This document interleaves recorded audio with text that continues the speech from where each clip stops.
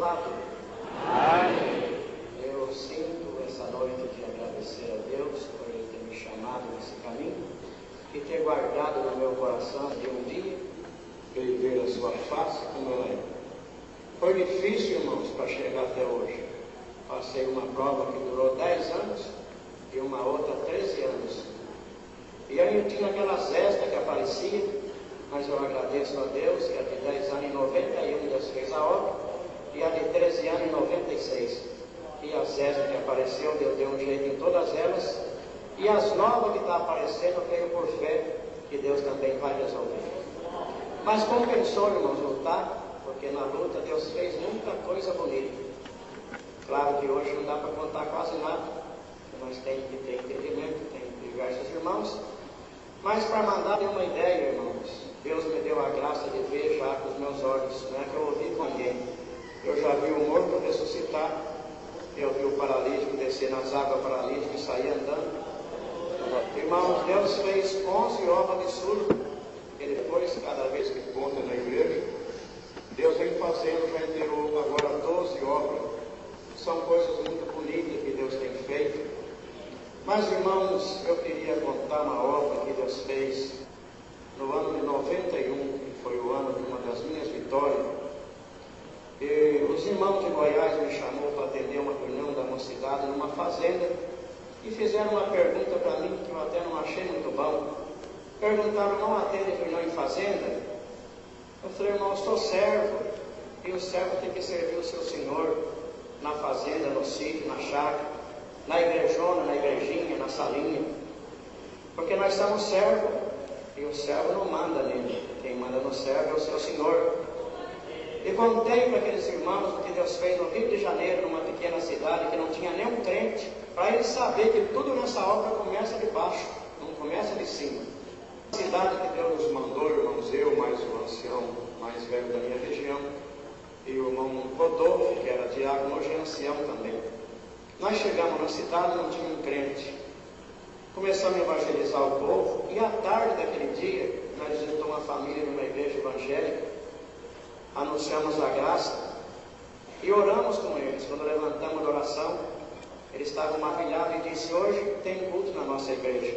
Vocês não têm crente, não tem igreja aqui, vocês vão na nossa igreja. Não, nós não vamos na outra igreja, nós só vamos na congregação. Não, mas aquele povo precisa saber. Eles não sabem isso que vocês falaram para nós, eles não sabem.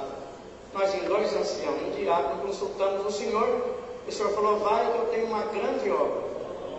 E assim foi, irmãos, quando chegamos já tinha 5 cadeiras aqui para nós sentar, mas lá no meio nós sentamos e demos sinal que não precisava. Mas na hora da palavra, Deus me revelou a palavra. E eu dei a palavra naquela igreja, aquela noite, e aquele povo era bem animado, irmãos. Estava agora sem economia. Quando terminou o culto, eles juntou de gente em volta de mim para conversar, saber de mais alguma coisa, e teve 3 pedidos de batismo. Só eu atendi 7 batismos naquela pequena cidade, irmãos. Hoje tem uma bela congregação, mais de 100 irmãos tomando a Santa Ceia, e até o presbítero daquela igreja Deus chamou na graça. Contei tudo isso para os irmãos, para eles saberem por que não atender a reunião na fazenda.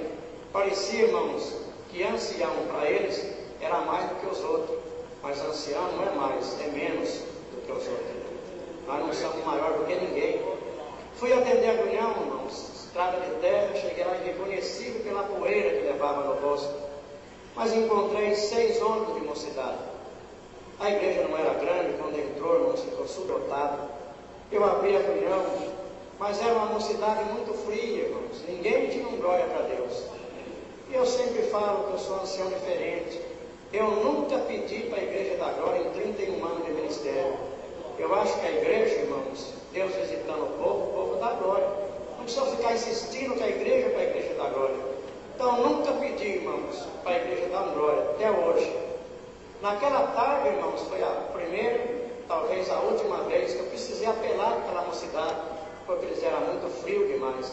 Então, eu contei o que aconteceu em São Paulo, irmãos, alguns anos atrás, numa igreja, irmãos, que na quarta-feira vinha até um ancião de fora atender aquela quarta-feira. Era um culto muito abençoado, igreja fervorosa, igreja muito grande. E numa noite, irmãos, de quarta-feira, veio uma pessoa, subiu as escadas, quando deu na porta da congregação, voltou rápido para trás. O porteiro, muito atencioso, foi: o senhor não vai participar do culto? Ele falou: não, quando a igreja está dando muito glória, eu não gosto nem de chegar perto. E saiu andando, o porteiro ficou admirado, olhando para aquele homem. Daqui a pouco aquele homem desapareceu, com uma fumaça, sumiu o homem. E o porteiro descobriu que aquele homem era o diabo, que tentou entrar na igreja, mas a igreja preparada, irmãos, o diabo não conseguiu entrar. Eu contei isso para a mocidade e disse: mocidade, o glória da nossa boca manda a enfermidade embora, manda o diabo embora, manda até o ladrão embora. Só isso, irmãos. Passei para a mocidade, deu uma melhoradinha, terminou a reunião, de embora. Passou 9 anos. Quando foi, irmãos, no ano de 2000, eu fui trabalhar em Goiânia, porque Paraíba é uma cidade pequena, só tem montanha, quase não produz nada, não tem indústria. Fui trabalhar em Goiânia e lá Deus fez um milagre bonito através daquela reunião que já tinha passado 9 anos. O Samuel é um moço muito crente, ele é filho do irmão Hélio. O irmão Hélio é cooperador no Jardim da Luz em Goiânia.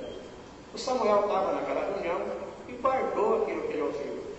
No fim do ano de 2000, irmãos, o Samuel foi no banco sacar um dinheiro para pagar os funcionários da firma do pai dele. E quando estava pegando o dinheiro, ele percebeu que uma pessoa deu sinal para o outro.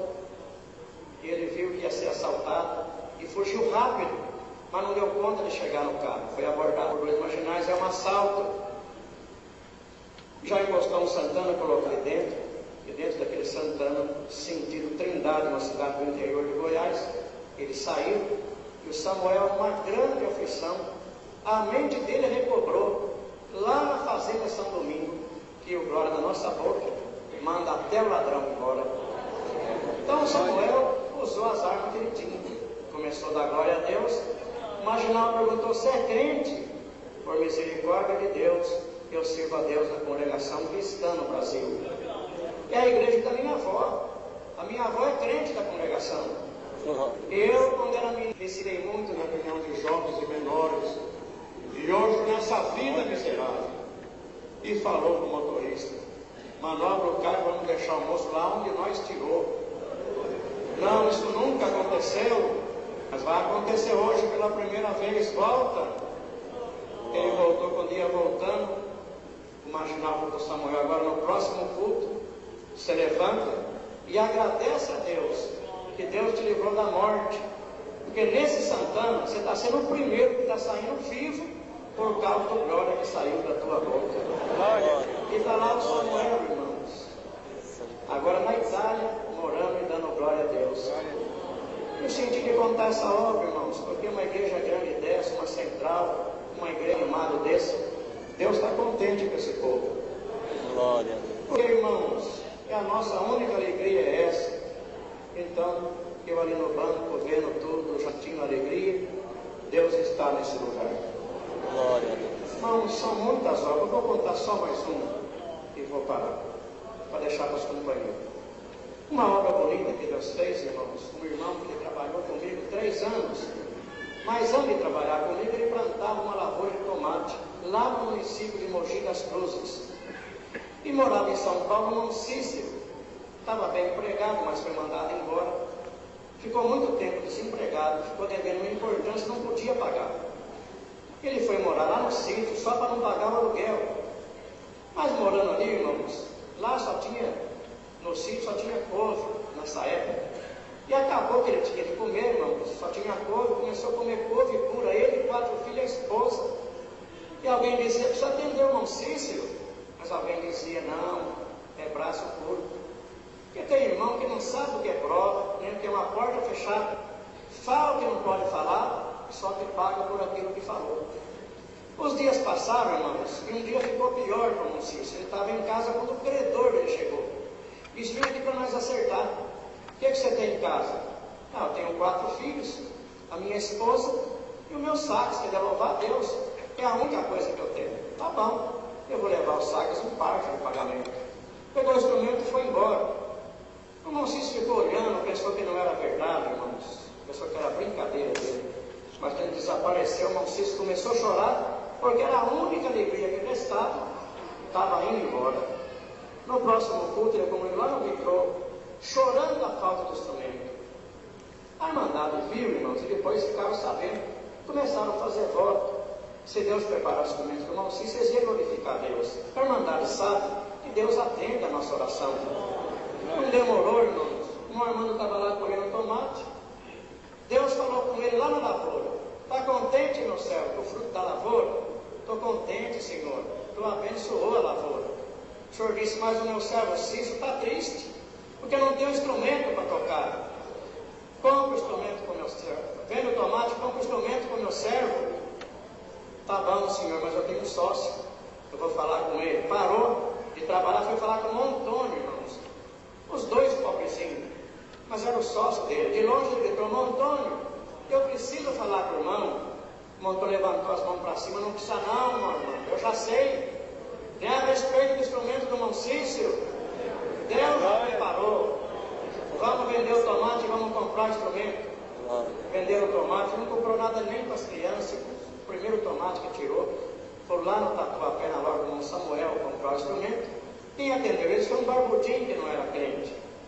Ele escolheu os sacos, quando foi pagar, o barbudinho: por que vocês não levam os sacos massa amarela? Ele falou: não precisa, isso é uma preparação de Deus, ele vai ficar muito contente. O barbudinho vermelhou os olhos de lágrima, apontou para ele: vocês não sabem que o desejo do coração dele é tocar um saco de massa amarela? Tá bom, pode trazer, era mais caro, irmãos. Mas pagaram, congregaram na Vila Reca na noite, e Deus mandou a palavra. E falou: vai, anunciador de boas novas, levar alegria para quem está triste. Porque a Irmandade sabe que Davi mandava matar o mensageiro que levava notícia ruim para ele. Deus não gosta de mensageiro de notícia ruim, irmãos.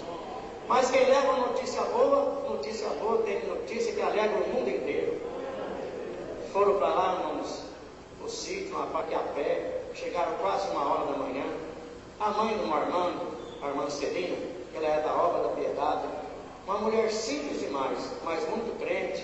Ele disse: mãe, de manhã a senhora nos chama para levar o instrumento do irmão Cícero, Deus preparou. Ela falou: o que, meu filho? Amanhã? Vamos agora alegrar aquele coração? Pega lá o teu violino, pega o teu pistão, e vamos lá tocar um hino na janela do irmão Cícero agora. E foram para lá, irmãos, é um sítio, só tem as duas casas. Tocaram o hino 142, sempre a Cristo fiéis nós seremos. Quando começou a tocar, a luz começou a acender, o irmão Cícero começou a chorar. Quando abriu a porta, que ele entrou, que ele viu o estojo do instrumento, o choro aumentou. Mas quando abriu, que ele viu que era um saco de massa amarelo, ele chorava desesperado, irmãos. Ele disse: irmãos, ontem eu congreguei na região de Sorocaba, e o meu primo emprestou para mim um saco de massa amarelo, e lá no banco dos músicos eu falei para Deus: oh Deus, que me dera que um dia eu tivesse o direito de ter um saco de massa amarelo. Quando eu estava cumprindo o desejo do coração do irmão Cícero naquela hora, foi aquela alegria, irmãos. Próximo culto, ele levantou, agradeceu a Deus. Uma grande parte da Irmandade pagou o voto que tinha feito. Ele continuou a vida dele, irmãos. Mas eu sempre falo: nós crentes temos que saber aproveitar os minutos de alegria. Tem alegria que passa tão rápido, irmãos, mas fica uma marca na nossa vida. Ele continuou a vida dele, que durou pouco. Ele estava passando uma grande prova, irmãos, uma tentação. Ele era muito jovem, tinha 34 anos de idade. Ele foi em São Paulo congregar e buscou a palavra a respeito da sua salvação, e Deus falou: você veio saber a respeito da tua salvação, eu te deixo numa sepultura, mas salva a tua alma. No outro dia ele foi lá, irmãos, onde o irmão Armando estava trabalhando, salvou e disse: irmão Armando, eu vim perguntar para o irmão, as palavras que Deus manda na igreja, que se perder a vida eterna, ele desce nós na sepultura, mas salva a nossa alma, isso aí cumpre mesmo? Claro que cumpre, irmão Cícero. E no teu funeral, nós vamos cantar o hino 157. Ele despediu e foi embora rápido, e continuou a vida dele, que foi bem curtinha. Num sábado, irmão, ele tocou na comum dele. Quando chegou em casa, chamou Wesley, menino de 7 anos, e disse: meu filho, o pai tocou hoje pela última vez, o pai não vai precisar mais desse instrumento. Você guarda bem, o pai vai te dar de presente, porque o outro do pai tinha, o pai comprou com facilidade, o pai ganhava bem, mas esse veio debaixo de lágrimas, meu filho. quando você estiver tocando, nunca toca floreado. Toca de acordo com os ensinamentos, meu filho. Veio a mãe do menino, a esposa dele, falou: não põe medo no menino, fica em paz, você não sabe de nada. Passou o resto do sábado, domingo, segunda, terça, o próximo culto ia ser na quinta. Mas ele falou que não usava mais o instrumento, irmão. Na quarta-feira de manhã deu um derrame cerebral no maciço. Ele foi levado para o hospital e o meu irmão me acompanhou. Da porta da casa até no hospital, com grande dificuldade, ele foi cantando o hino 157 até chegar no hospital. Quando chegou, irmãos, precisou fazer uma tomografia e teve que trocar de hospital. Quando o meu irmão pôs a mão debaixo da cabeça dele para tirar da maca, Deus foi no coração do meu irmão: descreve o teu companheiro e chama ele de herói. Por que, Senhor, chamar ele de herói? Porque todos os meus servos que vencem o pecado, eu chamo de herói. Fala para ele, quando ele estava comendo couve pura com as crianças, chamaram ele de braço curto, ele não negou meu nome, chame ele agora de herói. Fala para ele, quando levaram o instrumento dele embora, ele comigo lá no vitrô, chorando a falta do instrumento, não negou meu nome, chame ele agora de herói. Fala para ele, quando aquela mulher bonita apareceu no caminho dele, ele resistiu à tentação e não negou meu nome, chame ele agora de herói. O irmão passou a mão no rosto dele, despediu dele e chamou ele de herói. Entrou com o herói no hospital, na sexta-feira Deus recolheu. Teve um bonito funeral, cantou o hino 157. Ele desceu na sepultura como herói, e o menino dele está lá em Salinas, já oficializado, no norte de Minas, já oficializado, tocando o instrumento do Pai. E Deus falou no meu coração: irmãos, não sai dessa igreja sem contar essa obra. E olha para essa multidão e pode chamar eles de herói e de heroína. Porque, irmãos, aqui estão os verdadeiros heróis e as verdadeiras heroínas, que por nada tem deixado o Senhor, Deus também cumprirá o desejo de cada coração. Agradeço a Deus por tudo, irmãos. Trago a saudação da Irmandade da Bahia, porque fui numa missão, irmãos, foi bonito. Numa viagem só, o Senhor chamou 132 almas. Atendi, irmãos, a reunião de cooperador de jovem Brumado, na Bahia, e diversas buscas dos dons, batismo. E daquela irmandade, irmãos, e também da minha região, Paraibuna, que tive agora recente, eu trago a salvação e levarei as vossas, por onde passar, com a santa paz de Deus. Amém. Faz 10 meses, irmãos, que eu estou morando em Curitiba, com o maior Deus, mas não é o meu lugar. Estou ali até o Senhor falar agora, volta, aí eu volto. Mas, irmãos, também voltando para Curitiba, eu quero levar as vossas saudações para aquela irmandade, com a santa paz de Deus. Amém. Agradeço a Deus por tudo. Deus seja louvado. Amém.